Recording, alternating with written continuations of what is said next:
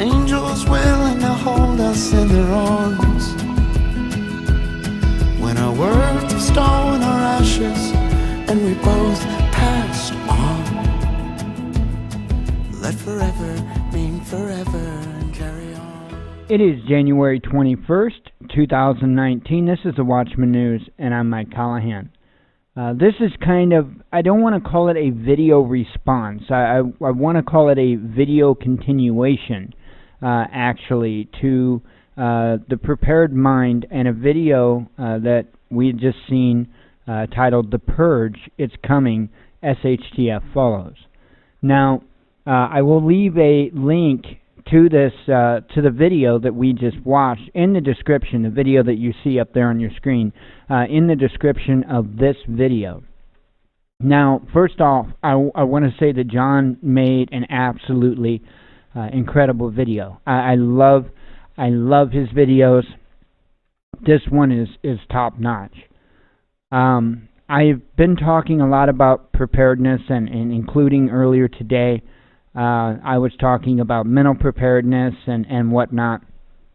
And, you know, we look at the world around us and we see an awful lot going on, whether it be on a domestic level, an international level, or even on a, I don't even know what to call it, on a galactic level, so to speak. And I'm speaking about, I say galactic, but I'm speaking of like mainly pole shift and whatnot. We see a lot going on. And, you know, I want to touch on, I talked earlier about mental preparedness, and I want to touch on that, and I want to touch on not only mental preparedness on the level of things that you will be ready to address after SHTF, but also I want to touch on mental preparedness right now, before SHTF, both, because it's really important. Now, I mentioned earlier, and I'm going to mention the books again, and there are a series of books that I've read. The author goes by the name of A. American. If you want to look on Amazon for the books or wherever, A. American. Angry American, but angry is kind of misspelled, Angry. So I think he typically listed under A. American, and it's the Survivalist series. It's 10 books in the series. There are other books that I do want to recommend real quick. The 1 Second After series. There's 3 books by William Forstchen. 1 second after, I think it's 1 second after, 1 year after, I think, and then The Final Day, or the 3 books in that series. I want to mention another series, a third series by, well, actually I want to mention 4 series. Franklin Horton has a series called The Borrowed World, and I want to say there's 6 books in that series. Forgive me if I'm wrong. Now, Franklin Horton also has another series called Locker 9, okay, which is absolutely incredible. He's working on the 3rd book in that series now. So there's 2 out currently in the Locker 9 series. If you have a young adult that is off to college, okay, it is an absolute must that you read the Locker 9 series. Absolute must. It's not a maybe. It's not a maybe. You have to read those. Now, why am I pushing books? Is it because I want to make these authors money? Well, you know, I mean, yeah, these guys do good work. But that's not it. The mental preparedness is so important. And these books do that. Because there are things that you are going to run across in your new everyday normal that you're going to have to psychologically, be able to cope with. Okay? A lot of crazy stuff that most of us today cannot fathom in the worlds in which we live. Okay? So, you know, it's best to be able to as closely put yourself in these situations as possible now. So that way there's less hesitation, hopefully no hesitation, when that time comes. So real quick again, A. American, the Survivalist series. William Forstchen, the 1 Second After series. Franklin Horton, the Borrowed World series. Franklin Horton again, the Locker 9 series. They are must-reads. If I had to pick 2 out of those 4, I would tell you, without a doubt, A American and Franklin Horton, the Borrowed World series. So I'm telling you, they are absolute musts to be able to get your mind in a position to where you will be able to do what you need to do when the time comes. Because I'm telling you, okay, let me give you an idea. In the very first book of the Survivalist series by A American, the main character in the book, he's walking down the road. Okay, EMP happens, vehicles are down, yada yada. This guy's a prepper. He's got a bug-out bag, or I should say a get-home bag, in his vehicle. He's strapped it on. He's walking. He's on his trek. Okay, and he comes across a couple. And the couple approach him kind of hesitantly and ask him if he, by chance, has any water. And he said, yeah, I can spare some water. And so they rummage around in a bag and they hand him a bottle. And he takes and he fills his bottle, and he said, you drink what you can drink. Drink all that you can drink, and then I'll fill your bottle before you go. And so that's what they did. Well, they noticed in the process of all that he had multiple bottles. Okay? And so the girl asks him, well, she kind of nudges the man, I don't know if it's boyfriend or husband, and kind of like ask him kind of thing. And the guy, he hesitantly asks, well, do you think you can give us one of your bottles? And he's like, no, I need these. And I think it was actually before this, he had mentioned that, if you find another bottle alongside the road or whatever, you need to pick it up and rinse it out and bring it. Well, the woman was just like, oh no, that's gross. That's sickening. Yeah, And so anyway, it wound up that Morgan was asked if he would give up one of his bottles. He said no. And so the woman's response was to tell the man, do something, take it from him, okay? And Morgan, the main character, just kind of more or less says, that's probably not a good idea. And so anyway, he told the guy, Morgan told the guy, he's like, man, you better do something about her. And I'm not putting it in verbatim, of course. There was a little bit of choice language in there. But he's like, you might want to do something about her. She's going to get you killed. Okay? And I know I kind of drug that out a little bit, but I didn't intend to. But those are the types of things, Yes, you are going to have to be prepared to live in a different world. Meaning, not only will you have to be able to provide for yourself, okay, but you're going to have to provide in ways that you normally wouldn't think is cool. Okay? Like using a bottle alongside the road so that you can carry water. That's if you don't happen to have a water bottle. See, that's why preparation is important. So you can minimize these things that you have to do. Okay, which leads me to the other part of the preparation that I was talking about. The mental preparation with the books is preparing you for after SHTF. The mental preparation for the now is understanding that, look, you may be of the mindset that SHTF happens, I don't want to live. I don't want to live. I want to die. Well, let me tell you what. I've been laying on a hospital gurney. Okay? Now, I had a pretty miserable life. Okay? I didn't have much care to live. I didn't. I honestly didn't. And, when I was laying on that hospital bed, or in that gurney, and my life was literally on the line, and I thought I was literally going to die, and it came close, I had never wanted to live more in my life than that moment, that I was actually in that position. So before you just, I'll die. No. No. Because that's not human instinct. It's not human instinct. Human instinct is to want to live. So mentally prepare yourself today to be able to do that, or at least damn well have a fighting chance. Because I'm telling you, when that time comes, you're going to wish you did. You're going to wish you did. So, don't let it intimidate you, the idea of prepping. Don't let it intimidate you. If you don't have a lot of money to spend, do what you can. I've said this over and over and over. Do what you can. Hey, we just picked up 2, whatever you want to call it, cartons of oats. The big round cardboard things. We just picked up 2 of those. Okay? Because there's quite a few breakfasts in those. Okay, we got a big bag of sugar. It doesn't, I don't know if Jen would remember how much those oats cost a piece, do you, by chance?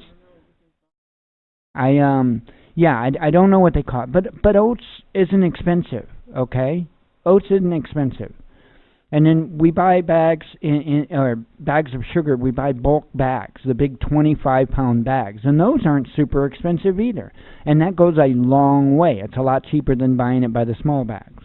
Okay, so there's just that's one cheap way.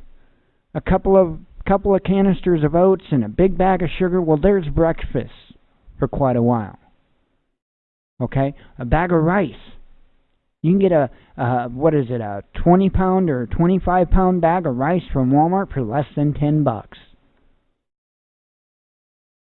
Quite a few meals in that. Now, man can't live by rice alone. You need to have something to be able to throw in with that. And you have to remember that when you're doing this stuff, because you can't just eat oats for the rest of your life. You can't just eat rice for the rest of your life. You're going to need other types of nutrients. You're going to need different minerals and vitamins in different types of foods to be able to sustain you.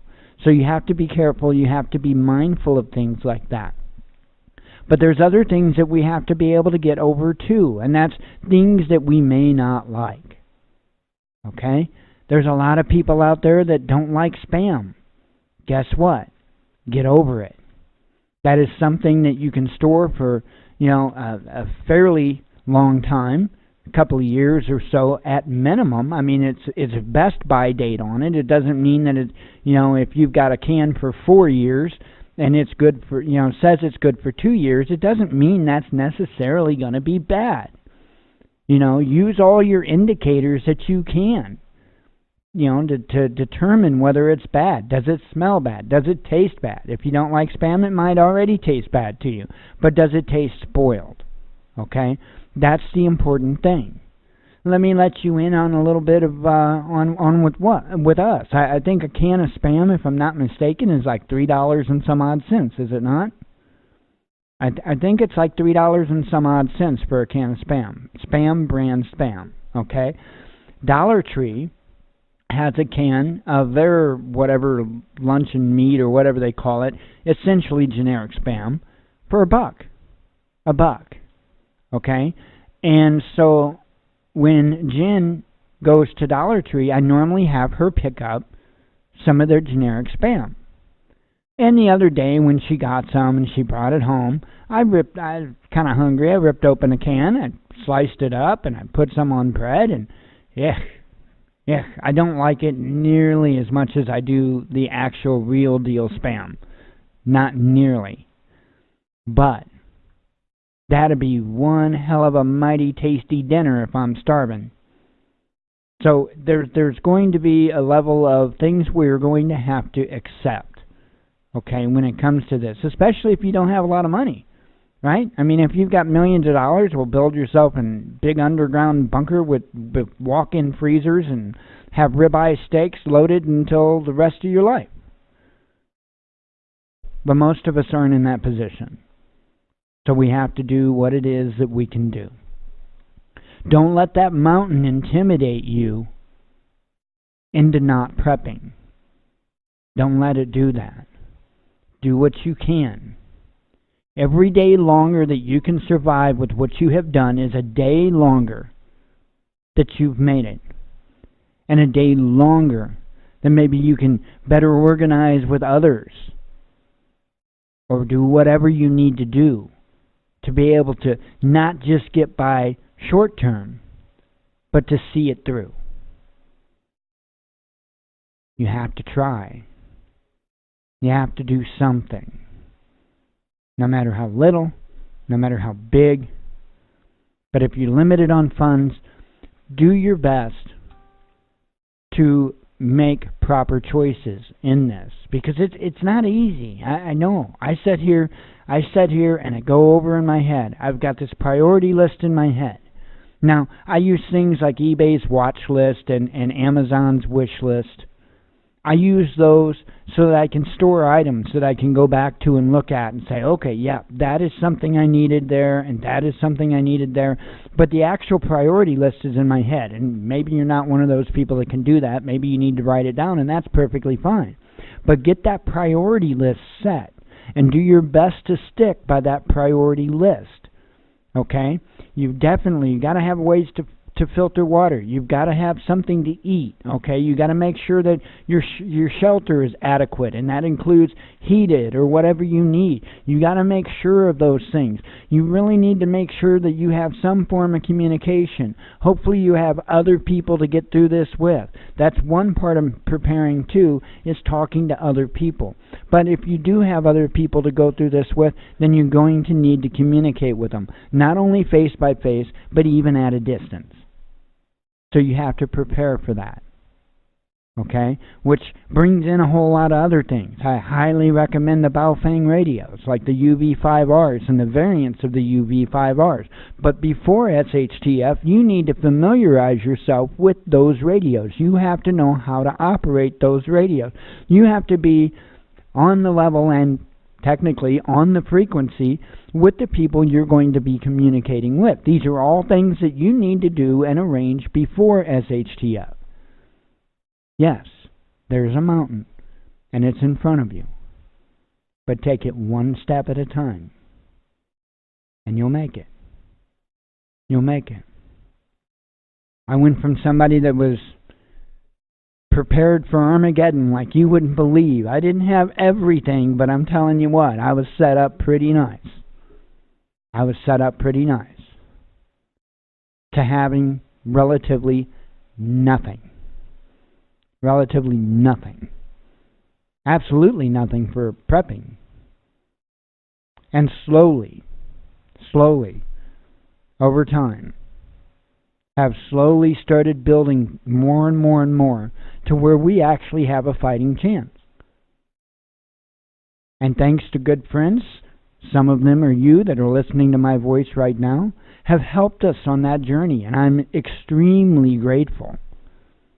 Extremely grateful. If there's one thing I know,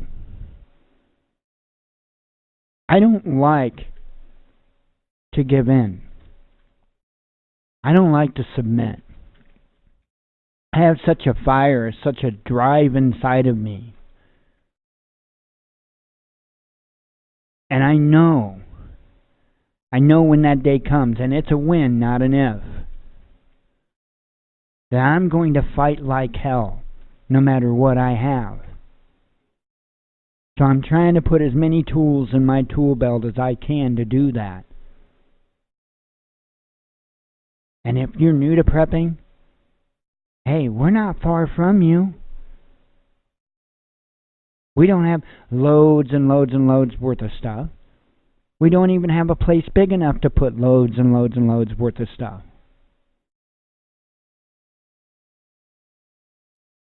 But if we do it right, we can put enough stuff in our apartment, a small one-bedroom apartment, to be able to manage to get by for a relative amount of time. Now, we don't have the items on hand to be able to get by for, even 6 months, to be honest. Not directly like off of our food stores and stuff like that. We don't even have 6 months. I told you, we're not far from a beginner.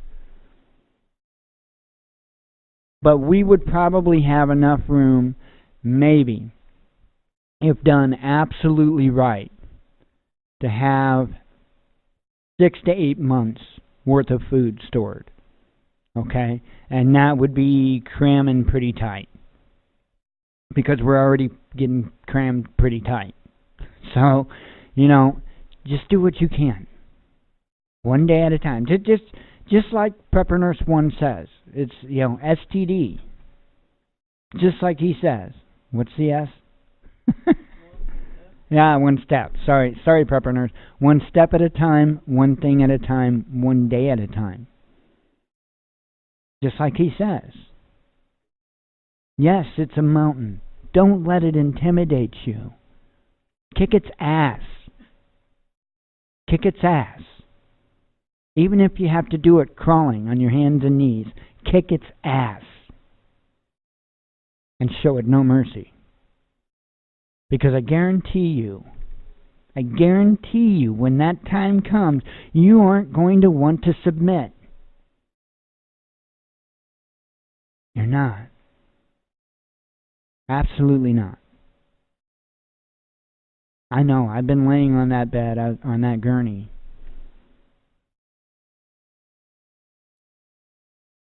And I realized a whole lot of things about myself and life in general in that time.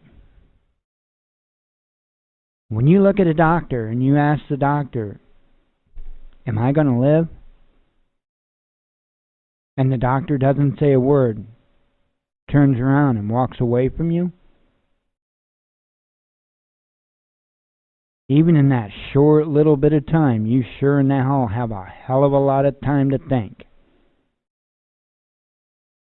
And it can be horrifying. So do what you can, no matter how big, no matter how small. Remember, every day is a victory. Every single day is a victory. Anyway, I'm going to go ahead and close out this video. I'm going to go ahead and close up our show. And as always, and I mean this, I'm going to put the link to the video that you see on the screen there in the description of this video. And as always, and I mean it from the bottom of my heart, God bless you. We love you.